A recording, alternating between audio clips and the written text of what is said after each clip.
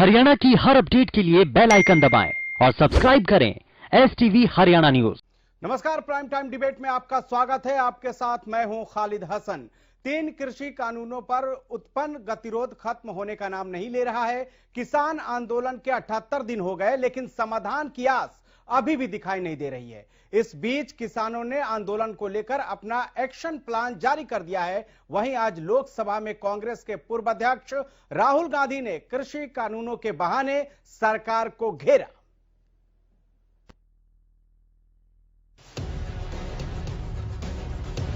लोकसभा में कृषि कानूनों के बहाने राहुल गांधी सरकार पर खूब बरसे। राहुल गांधी ने तीनों कानूनों की कमियां गिनाई और हम दो हमारे दो के बहाने भी सरकार पर वार किए। इस दौरान सदन में जमकर हंगामा हुआ। राहुल ने जैसे ही किसान आंदोलन में जान गंवाने वाले किसानों के लिए 2 मिनट मौन रखने की बात कही, हंगामा तेज हो गया। कानून का इंटेंट बताता हूँ। आप आसन को संबोधित करें। पहले कानून का इंटेंट माननीय सदस्य, आप आसन कि को हमारे संबोधित करें। 2 मित्रों में से एक जो सबसे बड़ा मित्र है, उसको पूरे हिंदुस्तान के अनाज, फल और सब्जी को बेचने का अधिकार। ये है पहले कानून का इंटेंट। नुकसान किसका होगा? नुकसान ठेले वालों का होगा, नुकसान छोटे व्यापारियों का होगा, नुकसान जो लोग मंडी में काम करते हैं, लाखों लोग, उनका होगा। अब चलिए दूसरे कानून की इंटेंट की बात करते हैं। दूसरा कानून का इंटेंट दूसरे मित्र की मदद करने का है। दूसरे मित्र को पूरे देश में अनाज, फल और सब्जी की मोनोपोली दी जा रही है। आज दूसरा मित्र 40% हिंदुस्तान का अनाज अपने साइलों में रखता है। मगर ये मत समझिए कि ये किसानों का आंदोलन है। ये किसानों का आंदोलन नहीं है। आपको बात अभी समझ नहीं आई है। ये देश का आंदोलन है और ये किसान सिर्फ रास्ता दिखा रहा है। किसान अंधेरे में टॉर्च दिखा रहा है और एक आवाज से ये पूरा देश उठने वाला है। आप लिख के ले लो मुझसे, किसान 1 इंच पीछे नहीं हटने वाला है। किसान आपको हटा देगा, मजदूर आपको हटा देगा, छोटा दुकानदार आपको हटा देगा, मगर वो पीछे 1 इंच नहीं हटने वाला। आपको कानून वापस लेना ही पड़ेगा। कृषि कानूनों के खिलाफ किसान आंदोलन 78वें दिन भी जारी है, लेकिन सरकार से अब तक बात नहीं बनी है। हालांकि बुधवार को प्रधानमंत्री नरेंद्र मोदी ने लोकसभा में कानूनों में कमी होने पर बदलाव की बात जरूर कही, लेकिन उन्होंने कानून वापस लेने को लेकर कोई संकेत नहीं दिए। उधर संयुक्त किसान मोर्चा ने नए सिरे से आंदोलन का एक्शन प्लान पेश कर दिया, जिसके तहत 12 फरवरी से लेकर 18 फरवरी तक अपने प्लान का ऐलान कर दिया। 12 फरवरी राजस्थान के सभी टोल फ्री कराएंगे किसान। टोल फ्री कराकर कृषि कानूनों का जताएंगे विरोध। 14 फरवरी देश भर में कैंडल मार्च निकालेंगे किसान। पुलवामा शहीदों को दी जाएगी श्रद्धांजलि। 16 फरवरी सर छोटू राम की जयंती पर दिखाएंगे एकजुटता। किसान हित में किए गए कामों के बारे में बताएंगे। 18 फरवरी देश भर में किसानों का रेल रोको आंदोलन। 12 से 4 बजे तक चलेगा रेल रोको आंदोलन। हालांकि गणतंत्र दिवस पर हुई हिंसा को देखते हुए इन कार्यक्रमों के दौरान शांति की अपील भी की गई है। 14 को पुलवामा हुआ था, उस दिन किसानों और जवानों को श्रद्धांजलि देने के लिए पूरे देश में कैंडल मार्च और मशाल मार्च का कॉल दिया है और शाम को 7 बजे से लेकर 8 बजे तक पूरे देश में लोग जो हैं ये कॉल को इम्प्लीमेंट करेंगे, उनको श्रद्धांजलि देंगे शहीद। 16 तारीख को पूरे देश में छोटू राम जी का जो दिन है, उस दिन में छोटू राम जी के जयंती में पूरे देश में छोटू राम जी का क्या जिंदगी क्या था, उन्होंने क्या क्या किसानों के लिए क्या क्या किया, कर्जे के लिए क्या क्या, जमीन सुधारों के लिए क्या किया, खेती सुधारों के लिए क्या किया, ये तमाम चीज उनकी जिंदगी से संबंधित जो है उसके लिए तहसील और जिला पद्धर में मीटिंग्स करके पब्लिक मीटिंग्स करके लोगों को बताया जाएगा। 18 तारीख को रेल का चक्का जाम करने का कॉल दिया गया है, जो दोपहर 12 बजे से लेके शाम 4 बजे तक 4 घंटे का ट्रेन जो है उसका रास्ता रोका जाएगा पूरे देश में। ये 4 प्रोग्राम हमने, 4 से ज़्यादा ही हैं, ये प्रोग्राम्स आज प्लान किए हैं। और इन प्रोग्राम्स के साथ आप जानते हैं कि पूरे देश में, खास करके राजस्थान, हरियाणा में, पंजाब में भी बड़ी बड़ी महापंचायतें हो रही हैं। वहीं किसान नेता राकेश टिकैत का बयान भी सामने आया है, जिसमें उन्होंने कहा कि किसान आंदोलन लंबा चल सकता है। साथ ही उन्होंने किसानों से लंबी लड़ाई के लिए तैयार रहने का भी आह्वान किया। राकेश टिकैत ने कहा कि बिल वापसी तक घर वापसी नहीं करेंगे और एमएसपी की कानूनी गारंटी मिलने तक डटे रहेंगे। 2 अक्टूबर का प्रोग्राम वहाँ पे होता है किसान क्रांति के उसमें, और सरकार को भी इतने समझ आ जाएगी और किसान भी अपना आंदोलन चलाएगा, आंदोलन की रूपरेखा अपना देगा। ये बता रहे हैं कि लगातार पहले तो सिंगू बॉर्डर पॉइंट था, अब वो कहीं ना कहीं नहीं, हमारा ऑफिस भी सिंगू है और हमारे पंच भी वही है और हमारा मंच भी वही है। एक फोन कॉल से दूर है आप, वो फोन कॉल क्यों नहीं? वो नहीं, हम नहीं करते ना, हम क्यों करें? भाई किसी के घर पर जाएगा तो वो दोता तो वही देगा, भाई मेरे घर पर आ जाओ। अब हम किस किस के घर पर जाते फिरेंगे? प्रधानमंत्री कह रहे हैं कि बुजुर्गों को आप घर भेज दें। बुजुर्गों के नाम तो जमीन है, वे तो नहीं जाते घर। आंदोलन कितना लंबा चलेगा? आंदोलन तो लंबा चला। उधर प्रदेश के कृषि मंत्री जेपी दलाल ने किसानों से आंदोलन खत्म करने की अपील की है, लेकिन दूसरी तरफ उन्होंने विपक्ष पर भी निशाना साधा है। जेपी दलाल ने कहा कि तीनों कृषि कानून किसान हित में है, इनमें किसान विरोधी कुछ भी नहीं है। फिर भी आंदोलनजीवी किसानों को मोहरा बना रहे हैं, वे सिर्फ सरकारी संपत्ति को नुकसान ही पहुंचाते हैं। अल्टीमेटली वास्तविकता जो है जनमानस के सामने आएगी। हमारे कृषि मंत्री, हमारे प्रधानमंत्री सभी बोल चुके हैं कि जो ये कृषि कानून है ये किसान हित के हैं, इसमें किसान विरोधी कोई चीज नहीं है। और आम छोटा किसान, गरीब किसान जिसको मोहरा बनाया गया है, वो आंदोलनकारी जिनको लोकसभा में आंदोलन जीवी बताया गया है, तो ऐसे लोग जो हैं देश के हित में नहीं सोचते। वहीं रोहतक जिले के महम पहुंचे इनेलो नेता अभय चौटाला ने किसान आंदोलन के बहाने गठबंधन सरकार पर निशाना साधा, तो नेता प्रतिपक्ष भूपेंद्र सिंह हुड्डा को बीजेपी का एजेंट करार दे दिया। साथ ही उन्होंने लोकसभा में पीएम के आंदोलनजीवी वाले बयान पर भी पलटवार किया। देश का प्रधानमंत्री जो है उसका कभी किसी आंदोलन से संबंध नहीं रहा। ना तो देश की आजादी के आंदोलन में नरेंद्र भाई मोदी जी का कोई छोटा मोटा योगदान था, ना आरएसएस का कोई योगदान था, भाजपा तब थी नहीं। ना कोई ऐसा व्यक्ति आप मुझे बताओ जो आरएसएस से जुड़ा है, जो स्वतंत्रता सेनानी हुआ है, वो भी नहीं था। इस देश को आजाद कराने में, इस आंदोलन को आगे लेकर के जाने में सबसे बड़ा योगदान किसान का था। जो देश का अन्नदाता था उसने इस लड़ाई को लड़ा और देश आजाद हुआ। बीजेपी ने तो केवल दंगे कराए। इनका काम आंदोलन करना नहीं, इनका काम कोई सही बात को सुनना नहीं। ये तो दंगे भड़काते हैं, दंगे कराते हैं, दंगे करा करके लोगों को आपस में बांटते हैं, लोगों को एक दूसरे का दुश्मन बनाने का काम करते हैं। ये तो हर वक्त इनकी सोच ही है कि सिविल वार हो, जिससे कहीं छोटा मोटा तुम्हारा वोट बैंक खड़ा हो जाए। एक तरफ सरकार किसानों से बातचीत की अपील करती है, दूसरी तरफ 12वें दौर के बाद खत्म हुई वार्ता को जोड़ने के लिए कोई विशेष पहल नहीं करती है। ऐसे में सवाल यह है कि जब बातचीत होगी ही नहीं तो फिर गतिरोध खत्म कैसे होगा। Bureau report, Haryana news.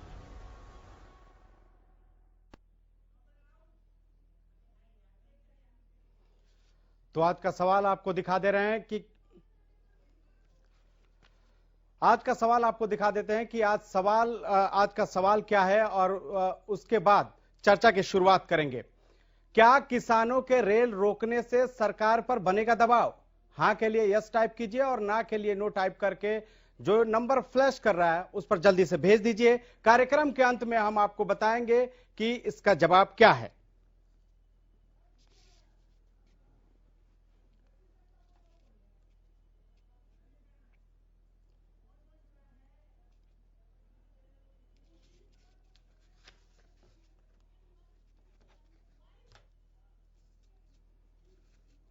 Action plan, निकलेगा समाधान। और आज संसद में हुआ घमासान, इस पर चर्चा करेंगे। लेकिन उससे पहले आज के जो हमारे गेस्ट हैं उनसे आपको मिलवा देते हैं। सतीश नंबरदार प्रदेश प्रभारी भाकियू के हमारे साथ जुड़ गए हैं। सर स्वागत है आपका। रमन मलिक प्रवक्ता बीजेपी हमारे साथ जुड़ चुके हैं। सर आपका भी स्वागत है। महिमा सिंह प्रवक्ता कांग्रेस हमारे साथ जुड़ चुकी हैं। मैम आपका भी स्वागत है। और सुखबीर तंवर प्रवक्ता, इन लोग थोड़ी देर में हमारे साथ जुड़ेंगे। लेकिन सबसे पहले सवाल रमन जी से। रमन जी, लगातार सरकार की ओर से यह कहा जाता रहा है कि जो कृषि कानून है उसके कंटेंट और इंटेंट पर बात नहीं होती है, लेकिन आज राहुल गांधी ने इस पर बात भी की और उन्होंने ये बताया कि यह कानून कैसे काला है। क्या कहेंगे? देखिए, राहुल गांधी की बात तो राहुल गांधी समझें, क्योंकि वो जुपिटर के वेलोसिटी के साथ बात करते हैं और उनका जो मानस है, बहुत कम लोग हैं, खासकर कांग्रेस में काफी लोग हैं जो शायद समझते होंगे उनका मानस सामान्य लोगों के मानस से थोड़ा ऊंचा रहता है, राहुल गांधी का मानस।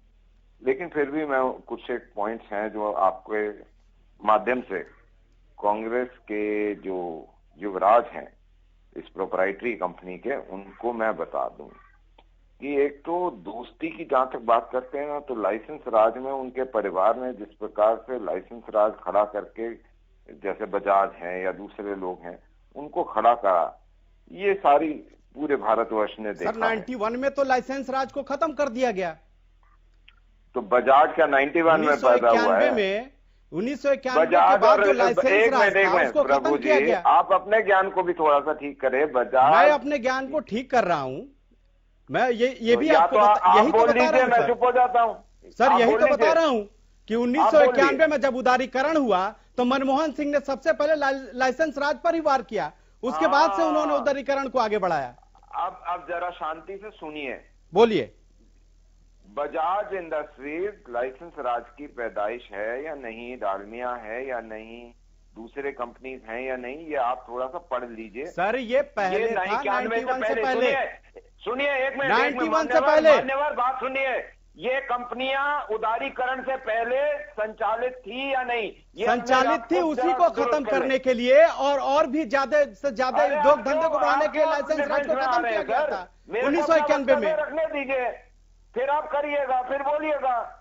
बोलिए। दूसरी चीज, ठीक है, जहां तक कांग्रेस की इंटेंशन है और सब कुछ है, वो इनके जो सांसद पंजाब से हैं बिट्टू जी, उन्होंने 30 तारीख को क्लियर कर दिया था कि लाशों के ढेर बचेंगे, खून बहेगा। ये क्लिपिंग आपके पास नहीं है तो मैं भेज देता हूं। तीसरी चीज, जो एक चीज को याद करना चाहिए, ये जो दो मित्र की बात कर रहे हैं ना, 31 अक्टूबर 2017 को अरविंदर सिंह जिनके साथ बैठ के बात कर रहे थे और पूरी कृषि नीति बना रहे थे, उनका ध्यान कर लीजिए। उसके अलावा भूपेंद्र सिंह हुड्डा और रणदीप सिंह सुरजेवाला ने जिसके साथ करार करके रणदीप सिंह सुरजेवाला की कॉन्स्टिट्यूएंसी कैथल के अंदर एफसीआई का कॉन्ट्रैक्ट करके भंडारण की व्यवस्था खड़ी करी, उनका भी बात कर लीजिए। जहां तक अब आप ये बाकी बात करना चाहते हैं सर, मैं तो इतनी सी बात आपके चैनल पे भी कर रहा हूं और दूसरी चैनलों पे भी करा है, प्रदेश की भी और राष्ट्रीय चैनलों पे भी, कि जब महापंचायत करने की बात आती है ना सर, बिल्कुल करनी चाहिए महापंचायत। और महापंचायत के समय जो ये 3 कानून जिनको काले बोलते हैं ना, इनकी प्रतिलिपियां हर किसान को बांट के वहां पे समझाएं ये कैसे हैं, ताकि जो रही सही कसर भी है, ध्यान दें कि जो रही सही कसर भी है वो भी पूरी हो जाए। और इनको अगर ये लगता हो कि इस करने से इनकी ये लोग सरकार में आ जाएंगे और देश दोबारा कोलगेट वगैरह कर पाएंगे, तो वो उनका मार्ग प्रशस्त हो जाएगा। सर ये मानते हैं ना कि 2024 बहुत दूर है नहीं सर, ना? अगर ये तो आप ऐसा मानते हैं ना कि कांग्रेस, है। अगर आप मानते हैं कि विपक्ष जो है वो कृषि कानून के बारे में किसानों को समझाने में कामयाब रहे, आप नाकामयाब रहे, नहीं इसी वजह से तो ये आंदोलन है। अगर आपके मुताबिक हम बात करें, नहीं सर, देखिए ऐसा है, किसान कानून के ऊपर ये बोला जाता है कि जमीन चली जाएगी। बिट्टू साहब ने संसद के अंदर भी बोला, जो सांसद हैं, और उनका झूठ अनुराग ठाकुर ने वहीं पर पकड़ के उनके मुंह पे चेप दिया कि जी भाई साहब ऐसे गलत हैं आप। तो ये लोग सिर्फ झूठ बोलते हैं और झूठ बोलते जाएंगे। मैं सिर्फ इतनी सी बात पूछता हूं कि मेरे को एक इसमें से पूरे में से तीनों कानूनों में कहीं एक दिखा दीजिए जहां ये दिखा हो कि किसान की जमीन चले जाएगी, या ये दिखा दीजिए कि ऐसा कोई नियम बना हुआ है। यही तो बता रहे हैं, यही तो राहुल गांधी ने कहा है तीनों कानून में उनका एक बार पढ़ के आज जो उन्होंने कहा है ना, हमारे को समझ सर, में आई जो है कि उन्होंने आज इसके कहा बीच में है ऐसा हो ना, जो जाएगा। डर है, जो शंका है, वही जो उन्होंने कहा, मैं एज इट इज पढ़ के आपको बता देता मैं हूँ आपसे बोल रहा हूँ सर। मेरे जो को उनका शंका ये है, सर, सुनिए, जो मेरे को शंका ये है किसानों में जो कि डर है और जो बात वहां उठी, क्योंकि आप लोग लगातार कह रहे थे कि इस मुद्दे पे बात नहीं हो रही है, उन्होंने मैं वही तीनों बता कानूनों रहा को हूं। बहुत हल्के में बताया। मैं बता रहा हूं, उनकी बात को ही कोट कर रहा हूं। उन्होंने कहा कि अब देश में अनलिमिटेड खरीद होगी। आप कह रहे हैं कि खरीद की पूरी छूट है। मंडी में कौन जाएगा, तो पहले कानून का कंटेंट मंडी में ही खत्म करना है। वो कह रहे हैं कि जब अनलिमिटेड खरीद होगी तो मंडी कोई जाएगा नहीं, मंडी खत्म हो जाएगी। फिर वो कहते हैं सरकारी मंडी से 80 करोड़ क्योंकि- लोग हैं, एक एक करके सर- आपको जवाब दे रहा हूं ना सर, 1 to 1 चलिए, कर ठीक ना। है। आपने ठीक है। बोला मंडी खत्म हो जाएगी। सरकार ने 80 करोड़ से ज्यादा लोगों को अनाज खरीद के दिया और वितरण करा इस कोरोना काल में। पहले भी फूड सिक्योरिटी एक्ट है, सरकार, भारत सरकार प्रतिबंधित है कि वो पीडीएस के माध्यम से हर एक को देगी। हमने तो ये कर दिया कि पीडीएस सिस्टम को 1 नेशन 1 राशन कार्ड कर दिया, तो राशन तो देना है, तो वो मंडियां तो सरकार खरीदेगी सरकारी मंडियों से। अब जहां तक बात आती है मंडियां खत्म होने की, तो मैं आपको उसी के साथ दे रहा हूं कि राहुल गांधी भी और जो कांग्रेस के लोग हैं वो भी ये करें कि पंजाब का 2006 का मंडी एक्ट जो अरविंदर सिंह ने पास करा हुआ है उसको पढ़े। पॉइंट नंबर 8 ये बताता है कि कहां प्राइवेट मंडी खुल सकती है, उसका पॉइंट नंबर 9 बताता है कौन लाइसेंस दे सकता है, और पॉइंट नंबर 12 ये बताता है कि आप जो पॉलिटिकली अपॉइंटेड मंडी कमेटी है उसके निर्णय के खिलाफ आप कोर्ट में नहीं जा सकते। तो मेरे को यह बताइए सर, जब भारत सरकार ने ये बात कर दी किसानों के साथ कि जो भी हमने आपके साथ वार्ता करी उसमें जो हमने आपको पेशकश करी कि ये हम चीजें बदल देंगे, उस पे प्रतिबद्ध है सरकार। क्या इन पेशकश पे संसद में एक बार भी कोई बोला? कोई बोला एक बार भी? दो बार राज्यसभा और लोकसभा में जो आप जिस पेशकश की बात कर रहे हैं, एसडीएम कोर्ट के बारे में बात हुई, कॉन्ट्रैक्ट फार्मिंग के बारे में भी कल बात हुई। बिल्कुल हुई है सर। आप पूरा भाषण उठा के सुनिए रमन जी। ठीक है, मैं आपके पास आता हूं। महिमा सिंह जी, जो बात कह रहे हैं रमन सिंह जी, आप क्या जवाब देंगी उसका? देखिए, ऐसा है, जो भाजपा के प्रतिनिधि हैं उनका अहंकारी रवैया, जो सरकार का अहंकारी रवैया है, उसी का एक सैंपल है, उसी का एक नमूना है, बस और कुछ नहीं। ये सरकार जो है ये इंटरनेट पर प्रतिबंध लगाएगी, ये ट्विटर पर रोक लगाएगी और उसके बाद ये कहेंगे कि बाहर के लोग आकर के हस्तक्षेप ना करें। हम जब पाकिस्तान के अंदर हिंदुओं पर यातनाएं होती हैं तो हम हस्तक्षेप करते हैं, जब हिटलर जूस के ऊपर यातनाएं देते हैं तो पूरा विश्व हस्तक्षेप करता है। जहां पर भी कहीं लोकतंत्र को खतरा होता है वहां पर बाकी सभी लोग जो मानव अधिकारों की बात करते हैं, बाकी लोकतंत्र, वो सभी लोग बात आपकी बारी में बिल्कुल भी हमने रोका नहीं था और आप हमारे अवसर का भी सम्मान करेंगे। आपकी गलत सही सभी बातों को चुप रह करके सुना है, तो भाजपा के प्रतिनिधियों को भी अनुशासन सीख लेना चाहिए। ठीक है, आप ये देखिए कि इंटरनेट पर प्रतिबंध, ट्विटर पर रोक, पत्रकारों को हिरासत में लेना। अब आप ये देखिए कि ट्विटर पर अगर प्रतिबंध लगना चाहिए, इन्होंने 290 अकाउंट्स का वहां पर दिया है ब्लॉक करने के लिए, तो फिर जिन लोगों ने, जो इनके आईटी सेल ने हमारे विपक्ष के सभी नेताओं की छवि खराब करने का काम किया है, उस दिन बात करेंगे तो आपसे जरूर उस पर लेंगे जवाब। लेकिन आज हम बात कर रहे हैं कि ये जो कानून है उसी पर आ रही हूँ रघु जी, मैं उसी पर आ रही हूँ। हमारे माननीय नेता राहुल गांधी जी ने आज संसद में जो बात कही, देखिए भाजपा के महाराज जो हैं, जो हमारे प्रधानमंत्री बनकर बैठे हुए हैं, जो वहां पर बैठकर पीठासीन होकर अपने सारे शौक पूरे कर रहे हैं, अपने लिए 8,000 करोड़ के जहाज मंगवा रहे हैं, उन्हें बहुत तकलीफ होती है यदि हमारे नेता खड़े होकर के बताते हैं कि किसान आंदोलन नहीं है, वो आप इनका माइक बंद करेंगे रघु जी, या फिर आप बोल रहा हूँ मैं, 1975 है क्या? 1975 है क्या? इमरजेंसी लगाएंगे आप? बस आप 1975 की तरह इमरजेंसी लगाएंगी? यही दो इमरजेंसी लगा दोगे क्या? ये अहंकारी रवैया कहीं और दिखाई इमरजेंसी लगा दोगे क्या मैडम? हम इमरजेंसी लगाओ, नहीं बैठे, हम आपका इमरजेंसी लगा दो, नहीं बैठे।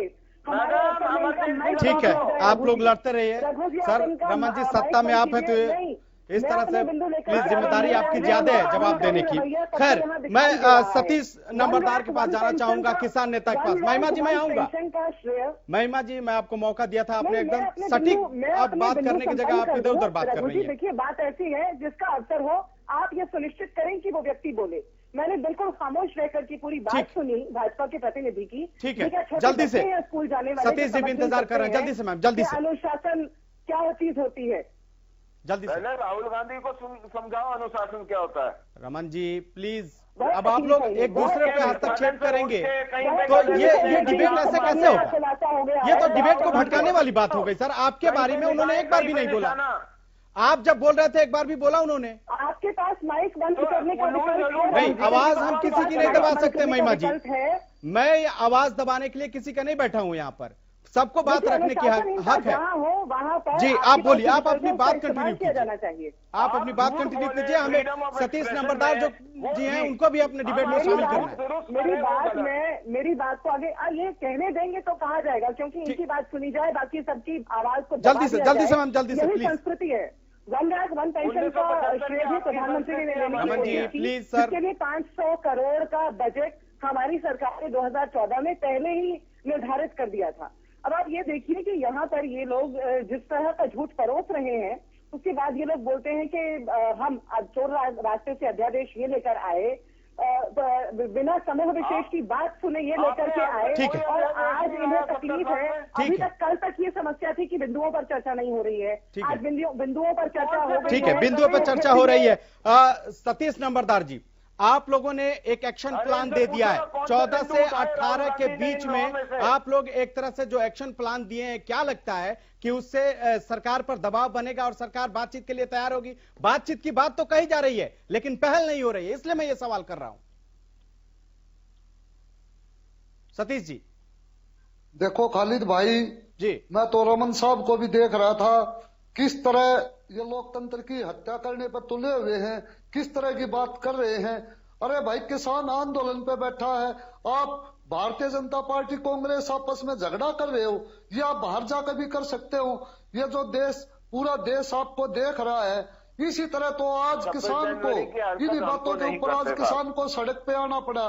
किस तरह आज किसान अपना काम छोड़ के, अपने बच्चों का भविष्य छोड़ के सड़क पे बैठा हुआ है, और ये भाजपा के प्रवक्ता साहब किस तरह बीच में बोलकर अनुशासन खराब करते हैं। यूपी का चक्का जाम क्यों नहीं करा भाई? हरियाणा ने क्यों करा? सबसे पहले तो सतीश जी की भी बात कंप्लीट होने दीजिए। रमन जी, आपको इतना मौका दिया, अनुशासन में रही, आप बोल रहे थे, सब चुप थे। बोलिए सतीश जी, बात पूरी कीजिए। किस तरह आज किसान दर दर की ठोकरें खाने का काम हो रहा है। किस तरह आज भी आप देखिए, एक तरफ तो सरकार कहती है अगर भाई हमें ये एमएसपी लागू है, और दूसरी तरफ आज भी मैं गेहूं बेच कर आया हूं, 1570 रुपए आज मंडी में गेहूं बिका है नरेला में। तो इस तरह के काम ये कहने को तो कुछ भी कह जाते हैं। किस तररह तो आज 27 बैंक हो गए, 12 बैंक हो गए, किस तरह आज रेलवे का अधिग्रहण हो रहा है। 1973 में माननीय इंदिरा गांधी ने प्राइवेट बैंकों का सरकारी काम करने का, रोजगार लोगों को देने का काम किया गया था। और किस तरह नरेला हरियाणा में तो नहीं है। ठीक है, सुखबीर तंवर भी हमारे साथ लगातार बने हुए हैं। सुखबीर जी, जिस तरह से ये आंदोलन चल रहा है और 78 दिन हो गए लेकिन अभी तक कोई समाधान की आस नहीं दिखाई दे रही है, और आज जो आंदोलन जीवी को लेकर आपके नेता ने जिस तरह से पलटवार किया, उसको लेकर क्या कहेंगे? खालिद भाई जी, जिस प्रकार से जो भारतीय जनता पार्टी के प्रवक्ता रमन मलिक साहब हैं, हर बात में टोका टाकी कर रहे हैं, मेरा विनम्र निवेदन है कि ध्यान से सारी बात सुने। भाई साहब, आपको छोड़ दीजिए, आप रज्जोवाल को नेता मानते हो जो हरियाणा के जाटों को गंद बोलता है। अब आप रुक जाओ, आपने सर अभी बोलने तो दीजिए, सवाल करने का मौका मिलेगा रमन जी आपको, प्लीज। आप खालिस्तानी बोल रहे हो मलिक साहब, नहीं तो क्या बोल रहे हो? अपने हाथ में नहीं, आप खालिस्तानी बोल रहे हो। कह रहा हूँ कि आप मुझे किसान आंदोलन के बीच में खालिस्तानी एलिमेंट नहीं घुसा। नहीं, आप खालिस्तानी बोल रहे, आप आपस में लड़वाने का काम आप हमेशा ये क्यों सोचते हो? आप ये बताओ, राज्यपाल अगर ये बोल देता है कि हरियाणा के लोग गंद हैं तो आप बर्दाश्त कर जाओगे, और इनेलो के प्रवक्ता बोलते हैं वो हमारे नेता हैं। अरे रमन मलिक साहब, मुझे मेरी बात कहने दो, अभी तक तो मैंने कुछ कहा ही नहीं है। आप देश की एकता अखंडता खतरे में है। पहले बोलो और मुद्दे को भटका दो। रमन जी, बात तो सुन लीजिए पहले। आप लोग ऐसा ही शोर मचा रहे हैं, लोगों के पास क्या मैसेज जाएगा? नहीं बोला था, दर्शक क्या समझ पाएंगे सर? या तो मुकर जाइए कि आपने बोला था। सर पहले उनकी बात तो पूरी हो जाने दीजिए, आप पूछ लीजिएगा सवाल। बोलिए खालिद भाई, बोलिए जी। देखिए, विनम्र निवेदन मेरा ये है, जिस प्रकार से जून के महीने में विगत वर्ष चोर दरवाजे से अध्यादेश लाई गई और उसके बाद जिस प्रकार से कानून बनाया गया, 7 महीने में भारतीय जनता पार्टी की सरकार अपनी पूरी शक्ति लगाकर भी इस राष्ट्र के अन्नदाता को नहीं समझा पाई कि इनमें सफेद क्या है और काला क्या है। मैं आपके चैनल के माध्यम से रमन मलिक जी से पूछना चाहता हूं कि आवश्यक वस्तु अधिनियम 1955 में जो संशोधन किया, आखिर उसमें सफेद क्या? जब आप 1955 आवश्यक वस्तु अधिनियम के लागू रहते, काला बाजारी, भंडारण और महंगाई नहीं रोक पाए, फिर इस संशोधन के बाद आखिर आप उनको कैसे करेंगे? और विषय ये है, जिस प्रकार से माननीय प्रधानमंत्री जी ने कहा कि एमएसपी लागू थी, लागू रहेगी, मैं माननीय प्रधानमंत्री जी को उस वक्तव्य को याद दिलाना चाहता हूं जो उन्होंने मनोनीत होने के बाद 2013 में कहा था कि हम पहली कलम से स्वामीनाथन आयोग की रिपोर्ट को लागू करेंगे। आज एमएसपी स्वामीनाथन आयोग की रिपोर्ट के अनुसार C2 प्लस 50% का विषय है। उस पे आपका क्या जवाब है? उस पे आप जवाब दें। ठीक है, अभी यहाँ हमें ब्रेक के लिए रुकना होगा, लेकिन जब ब्रेक के बाद लौटेंगे तो रमन जी से जरूर, जो तंवर जी ने सवाल उठाया उसका जरूर जवाब लेंगे। लेकिन फिलहाल वक्त है एक छोटे से ब्रेक का, फौरन हाजिर होते हैं। आप देखते रहिए हरियाणा न्यूज। ब्रेक के बाद एक बार फिर आपका स्वागत है। 78 दिन बाद भी अभी तक कोई समाधान निकलकर सामने नहीं आया है। हालांकि सरकार की तरफ से जरूर बातचीत की बात कही जा रही है, लेकिन पहल ना सरकार की तरफ से की गई है और ना ही किसानों की तरफ से। हम ये बात इसलिए कह रहे हैं क्योंकि जब 12वें दौर की वार्ता हुई थी तब 1.5 साल कानून स्थगन को लेकर प्रस्ताव दिया गया था और कहा गया था कि इस पर किसान विचार करें और विचार करके वो बातचीत के लिए जब कहेंगे सरकार तैयार होगी। लेकिन अभी तक उसके बाद दोनों तरफ से कोई बातचीत के लिए पहल नहीं हुई है।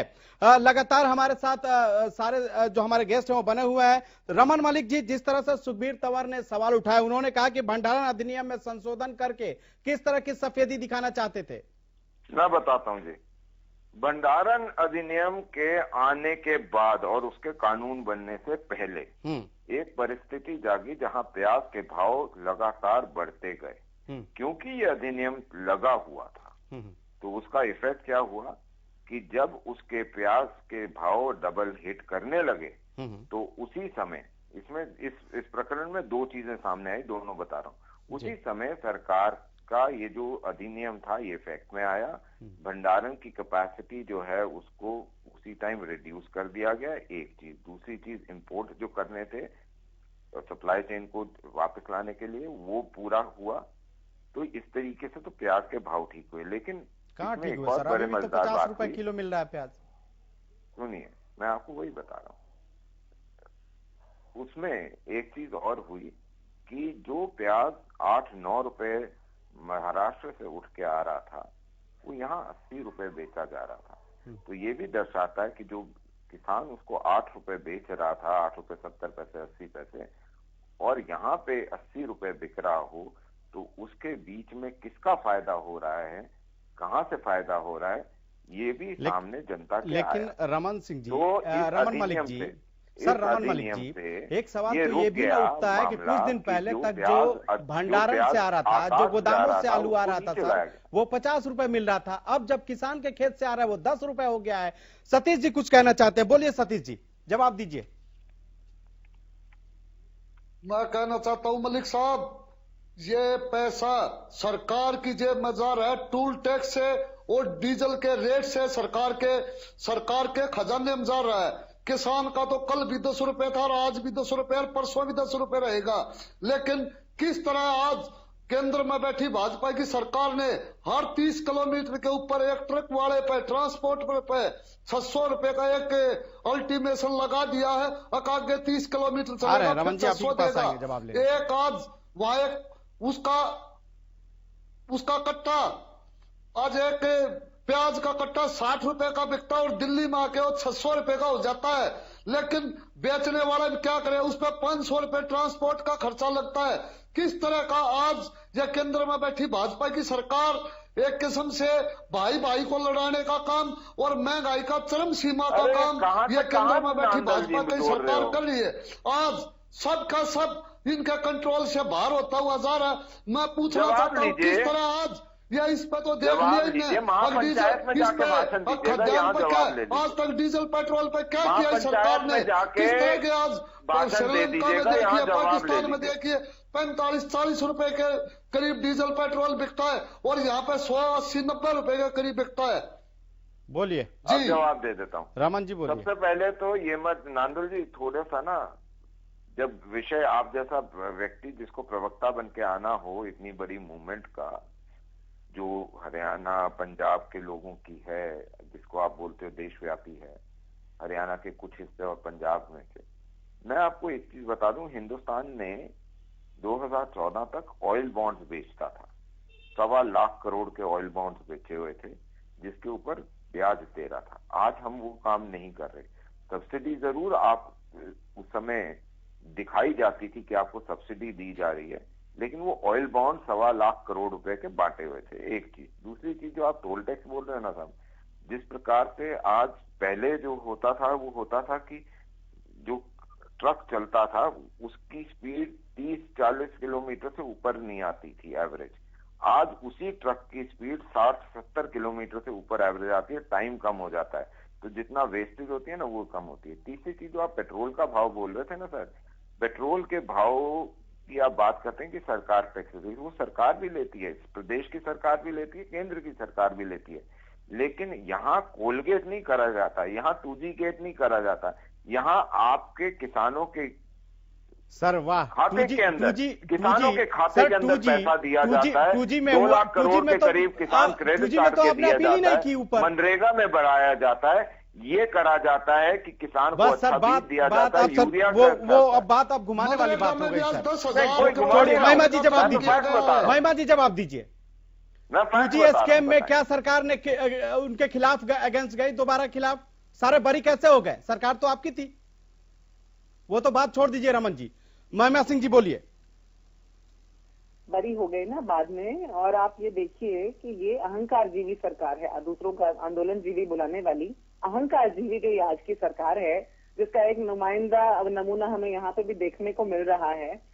आप ये देखिए खालिद जी, जितनी भी बातें हम बिंदुओं पर कर रहे हैं, बड़ा अहम बिंदु यहाँ देखने वाला ये है कि यूएसए, अमेरिका और यूरोप के अंदर इस तरह के कानून आज से बहुत पहले लाए जा चुके हैं और वहां पर किसानों की जो हालत है, रूरल अमेरिका के अंदर अर्बन अमेरिका से 45% ज्यादा किसान आत्महत्या करके मर जाता है। और हमारे माननीय प्रधानमंत्री जी, जिन्होंने ये नारा दिया था, ये देश नहीं बिकने दूंगा, सौगंध मुझे है इस मिट्टी की, उस समय वो उनको लग रहा था कि कांग्रेस जो है वो देश को जला रही है। आज जब किसान, देश का किसान जो कि देश की एक बहुत बड़ी संख्या में वहां आकर के बैठा है, वो आपसे सीधे सीधे ये अपील कर रहा है, एक ही बात मांग रहा है कि आपने हमसे चर्चा करके नहीं ये कानून लाए, प्रस्तावित किए, लेकिन आप इन्हें वापस ले लीजिए, उसके बाद दोबारा आप इन्हें बनाइए। आप इतने सारे संशोधन करने को तैयार हो गए हैं, आप संशोधन के बजाय एक बार वापस ले लीजिए। लेकिन अहंकार जीवी हैं, इसलिए वापस लेने की हिम्मत नहीं है, सिर झुक जाएगा। अब बात ये है कि ये उनके लिए कीले बिछाएंगे, उनके लिए उनके खिलाफ सबका जवाब आपसे एक ही बार लेंगे। अभी सुखबीर तंवर भी अभी हैं, उनसे भी जरा क्वेश्चन कर लेते हैं। जी आप बात पूरी कीजिए। मैं यही विराम दे रही हूँ बात को। मेरा तो एक यही बिंदु है कि हमारे मजदूरों की, हमारे किसानों की कमर तोड़ देने वाली ये जो सरकार है, PSU को बिकवा देने वाली ये जो सरकार है, पहले झूठ बोल करके देश नहीं बिकने दूंगा बोल करके आने वाली जो सरकार है, ये अब वक्त आ चुका है कि इसका खुलासा हो गया है, सब कुछ साफ है, सामने है, प्रत्यक्ष है। मुझे लगता है वही बातें हम रोज दोहरा रहे हैं, इसमें कोई नई बात नहीं है। सुखबीर जी 78 दिन बीत गए, समाधान नहीं होगा, क्या हम लोग रोज यही आके बात करेंगे या कोई हल भी निकलेगा इसका? खालिद भाई, हल निकालना केंद्र सरकार की जिम्मेदारी है। देखिए, जिस प्रकार से ये कानून अस्तित्व में आए और जैसे अध्यादेश आया उसी वक्त से इनका विरोध शुरू हो गया था और निरंतर विरोध चल रहा है। और विषम परिस्थितियों में और मौसम की जिस प्रकार से मार रही कि भाई माइनस तक का भी टेम्परेचर चला गया और किसानों को ठंडे पानी में भी ठंडे पानी की बौछारें भी सहनी पड़ी, तो भी प्रतिकूल परिस्थिति और जो अवरोध उत्पन्न हो सकते थे वो सारे के सारे केंद्र सरकार के द्वारा किए गए हैं। और जिस प्रकार से किसान आज अपनी मांग पे अड़े हुए हैं और निसंदेह जो माननीय प्रधानमंत्री जी पूछ रहे हैं या कृषि मंत्री जी पूछ रहे हैं कि काला क्या है, मैं भारतीय जनता पार्टी के प्रवक्ता महोदय से पूछना चाहता हूं, सिवाय इस बात के कि भाई हमने किसान को अपने उत्पाद बेचने की राष्ट्रीय स्तर पे आजादी दे दी, इसके अलावा इनके पास कहने के लिए क्या है? जैसा कि मैंने अपने प्रथम उत्तर में पूछा था कि आवश्यक वस्तु अधिनियम 1955 संशोधन में सफेद क्या है, एक भी बात बता रहे भारतीय जनता पार्टी के प्रवक्ता इधर उधर की पता नहीं कहां की बात है करें। अरे भैया सीधी बात का सीधा जवाब दो, ये प्रदेश भी जाने ये देश भी जाने, आप बातों को लच्छेदार इधर उधर घुमाते रहते हो। ठीक है, सीधा जवाब ले लेते हैं रमन सिंह जी से। सफेद क्या है रमन मलिक जी से। रमन जी सर, आवश्यक अधिनियम है। ठीक है, सुखबीर जी जवाब ले लेते हैं। सुखबीर जी, आप अभी जरा रजोवाल खुमारी से नीचे उतरे और उसको ध्यान से दोबारा सुन लें। अरे साहब, हम तो उतरे ही हुए हैं। अरे खुमारी से आप नीचे उतरे। कोई बात नहीं, कोई बात नहीं, वो मेरे को पता है कितना उतरे हुए हैं। भगीरथ बनने गए थे, पीडब्ल्यूडी वाले बन के आ गए। अरे भगीरथ बनने गए थे, पीडब्ल्यूडी वाले बन के आ गए थे पंजाब बॉर्डर से। और खुमारी में आपके चलो पहले आप बोल लो भाई साहब। इस देश का अन्नदाता उतारेगा, आप याद रखना। अच्छा कोई बात नहीं, वो उतार दिया था आप, कभी फिक्र मत करो। आप कभी नहीं उतरेगा। अरे दादा सुन लो, और जीवी जो ऐसे तिल में लाते क्यों कि जैसे कढ़ाई में गिर गए हो? दुखद है, आपको इन सब का आप ऐसे क्यों तिल में ला जाते हो कि कढ़ाई में गिर गए? ठीक है, सुखबीर जी जवाब ले लीजिए, बोलिए बोलिए। सर ऐसा है, जहां तक बात करते हैं, मैं 2-3 बातें ही आपके समक्ष रख देता हूं। पूरा कानून मेरे पास पड़ा है, एक एक पॉइंट पे डिस्कस कर सकते हैं। सबसे पहली बात, एक बोला जाता है कि आपकी जमीन चली जाएगी। इस कानून में ये लिखा हुआ है कि जमीन के ऊपर कोई फैसला नहीं आ सकता, क्योंकि किसान की जमीन नॉन नेगोशिएबल है। इसके ऊपर कोई फैसला नहीं दे सकती, ना कोर्ट, ना एसडीएम, ना कोई। क्यों? क्योंकि आपने अगर करार करा है तो वो खेती पे करा है, जमीन पे नहीं करा, तो जमीन किसी की कोई गिरवी नहीं रखी जाएगी। वहीं पंजाब का कॉन्ट्रैक्ट फार्मिंग एक्ट का पॉइंट नंबर 25 कहता है। अरे क्यों यार बीच में क्या हुआ? अपने कानूनों पर रमन जी बात रखिए ना। 2-3 बार हम तो पंजाब चले गए और ये जब से डिबेट हो रहा था पंजाब पर ही बात कर रहे हैं। कुछ ऐसा रखिए रमन जी की कुछ समाधान निकल जाए सर। अब आरोप प्रत्यारोप लगाएंगे, इसके लिए आपको थोड़ी जनता ने चुनी थी, किसान ने आपको वोट दिया था कि कांग्रेस ने क्या किया? कांग्रेस तो भुगत रही। जो कंपैरिजन आपको बता रहा हूँ, डिफरेंस बता रहा हूँ, हाँ ध्यान से समझिए। उस हिसाब से बताइए, आप घुमा के पंजाब चले जाते हैं। आप बार बार इसमें सुनिए, 5 लाख रुपए का या 1 महीने की जेल, ये पंजाब का कॉन्ट्रैक्ट फार्मिंग एक्ट का पॉइंट नंबर 25 कहता है। अब आप पढ़ लें। जबकि ये कानून ये कहता है कि किसान की जमीन को कोई किसी तरीके से उसके ऊपर कोई हानि नहीं आएगी। मेरे भाई ने पंजाब से बाहर आंदोलन निकलवा दिया। पहले बोलते थे पंजाब का आंदोलन है, अब तो पूरे देश का आंदोलन हो गया। अरे नांदल साहब, जब पॉइंट जब आ रहा हूं तो आप फिर गोल पोस्ट चेंज करने भाग रहे हैं। मत करो ना, सुनो, पॉइंट पे सवाल उठाया तो पॉइंट का जवाब दो। एक एक करके प्लीज, एक एक करके बात रखिए। सुखबीर जी, भागने की जरूरत रमन जी की पहले बात सुन लेते हैं, फिर आप उनसे क्वेश्चन कर लीजिए। व्यक्ति हो, आपको वो जवाब देने के लिए ही है। प्लीज एक एक करके रमन जी जल्दी से। दूसरी चीज, अगर किसान के साथ किसी का अनुबंध हुआ है तो अनुबंध करने वाला अगर कोई भी मशीनरी लगाता है, इंफ्रास्ट्रक्चर क्रिएट करता है, उसकी समय अवधि उतनी ही है जितनी फसल की है। एक बार फसल हट गई तो उसके बाद वो जो इंफ्रास्ट्रक्चर उसने लगाया है, जो सामान उसने लगाया, या तो वो अगली फसल से पहले उसको हटा ले, नहीं तो उसका स्वामित्व जो है वो किसान का हो जाएगा। तीसरी चीज, जब एसडीएम कोर्ट की बात होती है तो एसडीएम कोर्ट में बहुत क्लियरली ये लिखा हुआ है उसके लॉ के अंदर कि एसडीएम उनके जमीन के ऊपर कोई फैसला नहीं कर सकता, वो किसी भी तरह से राइट ट्रांसफर नहीं हो सकता। एक और चीज, जहां तक बात आती है कॉन्ट्रैक्ट की, कॉन्ट्रैक्ट वाला व्यक्ति जो है वो जितने पैसे दिए हैं उतने का हकदार हो सकता है, लेकिन किसान जो है अगर उसको भाव बेटर मिल रहा है तो वो बाहर जाके भी बेच सकता है, उतने ही पैसे उसको वापस करने। लेकिन अगर कॉन्ट्रैक्ट वाला अपना कानून, अपना जो कॉन्ट्रैक्ट है वो तोड़ता है तो एसडीएम कोर्ट उसको 150% तक उसके ऊपर जुर्माना लगा सकता है। अगर ये पॉइंट इसमें नहीं लिखे हुए हैं तो मेरे को बता दीजिए। ठीक है सुखबीर जी, क्या आप रमन जी के बातों से संतुष्ट हैं जो कह रहे हैं? देखिए खालिद भाई, जिस प्रकार की रमन जी बात कर रहे हैं, मैंने भी ये सारे कानून पढ़े हैं। विषय ये है कि अगर कॉन्ट्रैक्ट फार्मिंग में फार्मर और कंपनी के बीच में कोई विवाद होता है तो क्या एक सामान्य किसान कंपनी के बड़े बड़े वकीलों से और एसडीएम जो निसंदेह सरकार की कठपुतली होता है, क्या उनसे मुकाबला कर पाएगा? इस बात का रमन मलिक जी जवाब दें। बिल्कुल दे देता हूं सर। हमने जब किसानों ने बोला कि जी हम कोर्ट में भी जाना चाहते हैं, हम मान गए, लेकिन उससे पहले एसडीएम सिर्फ इसलिए बनाया था कि एसडीएम एक तो टाइम बाउंड गांव के पास होता है, टाइम बाउंड होगा वो डिसीजन करना, और सबसे बड़ी चीज एसडीएम कोई भी अपनी सर्विस रूल बुक के जो अधिनियम दिए हुए हैं, जो कानून दिए हुए हैं, उससे बाहर जाके कोई काम नहीं कर सकता, और वो उसके बाद अगर गलत करता है तो उसकी नौकरी भी जाती है। तो इस तरीके की चेक है क्या? हम तो मेरी बात कोई भी ये बोल सकते हैं।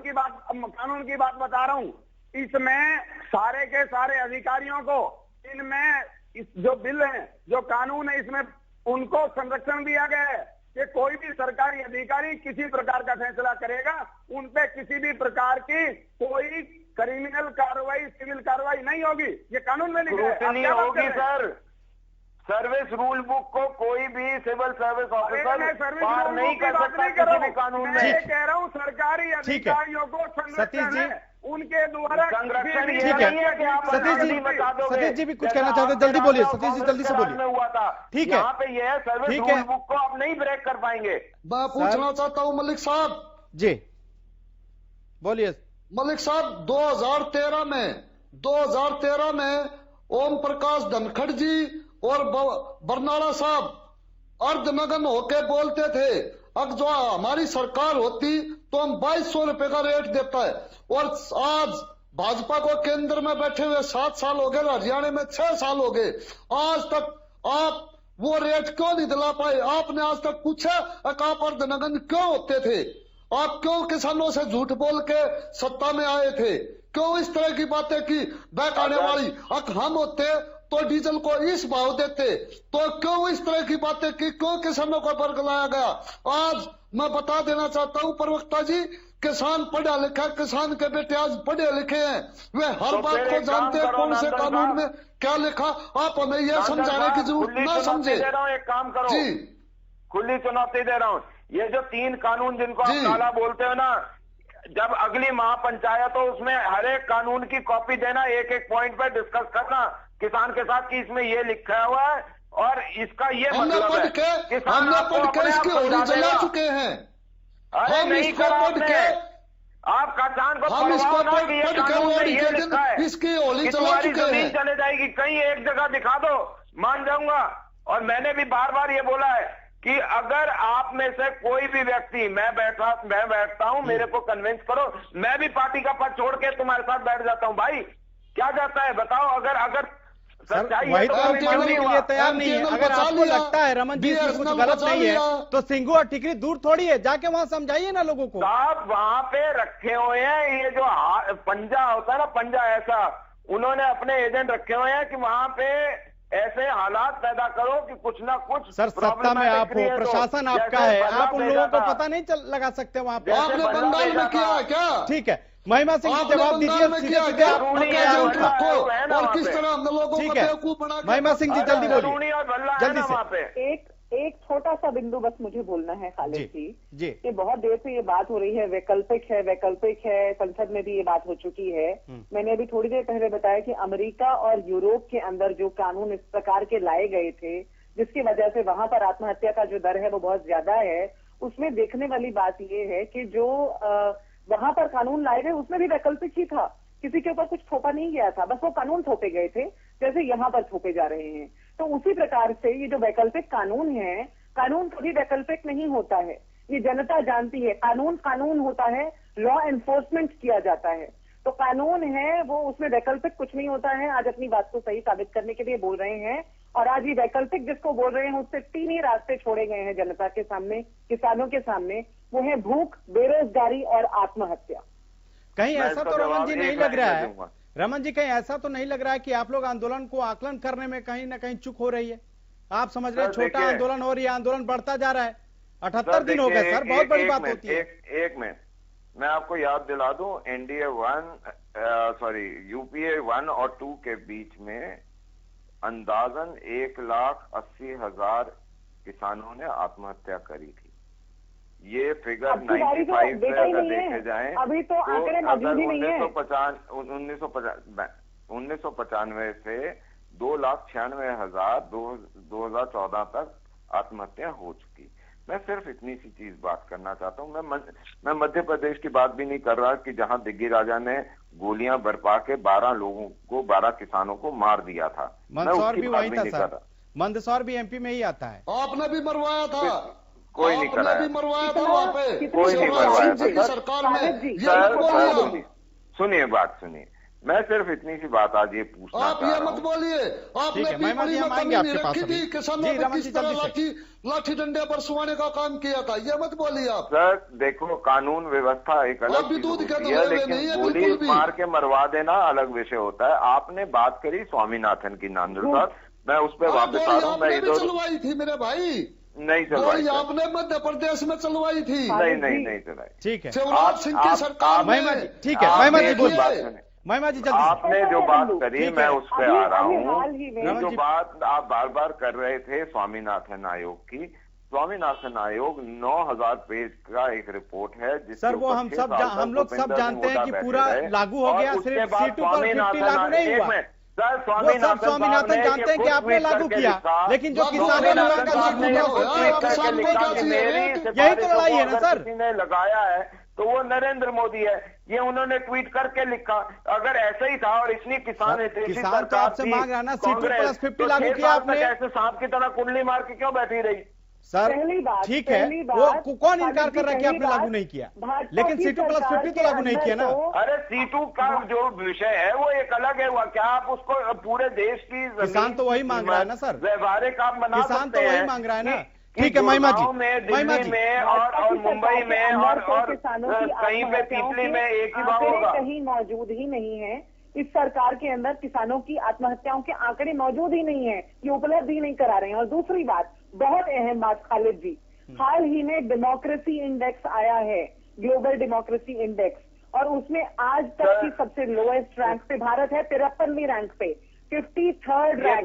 ये नोट करने वाली बात है, मुझे डेमोक्रेसी इंडेक्स से 2014 से गिरता ही जा रहा है, और 53rd नंबर। जल्दी से आपका आईटी सेल ही बांट रहा है ये टूल किट, आपका आईटी सेल आपके थिंक टैंक लगे हुए हैं। ठीक है, ठीक है, अब लास्ट कमेंट जरा ले लीजिए आप लोग प्लीज। सतीश जी क्या होना चाहिए, अब क्या होना चाहिए? 78 दिन हो गया, लगातार आप 3 कृषि कानून वापसी की मांग कर रहे हैं, सरकार तैयार नहीं दिख रही है। जल्दी से 10 सेकंड में सतीश जी। देखो किस तरह 14 तारीख को आप देखेंगे किस तरह पूरे देश में एकता का परिचय दिया जाएगा और किस तरह फिर रेल रोकने का काम किया जाएगा। अब इस आंदोलन को मैं पहले भी आपको बता चुका हूं, इस आंदोलन को पंचायत स्तर पे शुरू करने का काम अब शुरू हो चुका है। और आज मैंने कई इलाकों का दौरा भी किया है दिन में, ठीक है, छापले का भी दौरा किया है, लोगों में जो जोश देखने का बन रहा है। तो इस सरकार का मेरे ख्याल से उल्टी गिनती का काम शुरू हो चुका है। ठीक है महिमा जी, कैसे समाधान? जैसा आप सवाल दोबारा दोहराएं। मैं कह रहा हूं कि 78 दिन हो गए, समाधान की आस नहीं दिखाई दे रही, कब तक ऐसे बैठे रहेंगे? समाधान यही है खालिद जी, समाधान यही है कि अहंकार जीवी सरकार अहंकार को त्याग दे, अपने जो लोग हैं उनको गले लगाए, उनके सामने नतमस्तक हो जाए। ये उन्हीं के द्वारा चुनी गई सरकार है, उन्हीं के लिए चुनी गई सरकार है। जिन्होंने उन्हें वोट दिए उनके सामने भी, जिन्होंने वोट नहीं दिए उनके सामने भी। ठीक है सुखबीर जी, जल्दी से 10 सेकंड में कैसे समाधान निकलेगा? भारतीय जनता पार्टी के प्रवक्ता काला और सफेद नहीं समझा पाए। मैं एक लाइन में समझाना चाहूंगा, 1997 में इस देश में 100 रुपए किलो प्याज बिकवाने वाली भारतीय जनता पार्टी थी। उस वक्त एक नारा रमन सिंह जी, माफ कीजिएगा, रमन मलिक जी, खा गई घंटा पी गई थे। रमन जी, वही लोग हैं, ठीक है सुखबीर जी, पूंजीपतियों के पैसों किसानों के शोषक ठीक है सुखबीर जी। रमन जी, जल्दी से एक ऐसा कोई आप कंक्लूड कीजिए कि कम से कम किसानों के पास मैसेज जाए कि समस्या का समाधान करने के लिए सरकार तैयार है। देखिए, मैं इतना चीज स्पष्ट रूप से बोल सकता हूं, जितनी आज तक की वार्ता हुई, वार्ता से ही सुलझेगा। जो चीजें सरकार कमिट कर चुकी है वो सारी चीजें इसके अंदर और ला दी जाएंगी। ठीक है, जो विषय और हैं उनके ऊपर जरूर बात करें अगर कोई और विषय है, लेकिन इस तरीके से हठधर्मिता और दूसरों के हाथ में आंदोलन जीवियों के हाथों में मत खेलिए। ठीक है, आप तमाम गेस्ट हमारे साथ जुड़े, इसके लिए आपका बहुत बहुत शुक्रिया। तो एक्शन प्लान जो है वो किसानों का तैयार है, अब उम्मीद है कि इससे समाधान निकलेगा। इस बीच आज हमने जो सवाल पूछा था वो पहले आपको दिखाते हैं और उसके बाद उसका आंसर भी आपको बताएंगे। तो सवाल यह था कि क्या किसानों के रेल रोकने से सरकार पर दबाव बनेगा? हां के लिए हमने कहा था कि यस टाइप कीजिए और ना के लिए नो टाइप करके भेजिए। और ये जो जवाब आया है उसमें हां में 87% लोगों ने अपनी मुहर लगाई है, वहीं 13% लोगों ने ना में जवाब दिया है। फिलहाल इतना ही, लेकिन आप देखते रहिए हरियाणा न्यूज।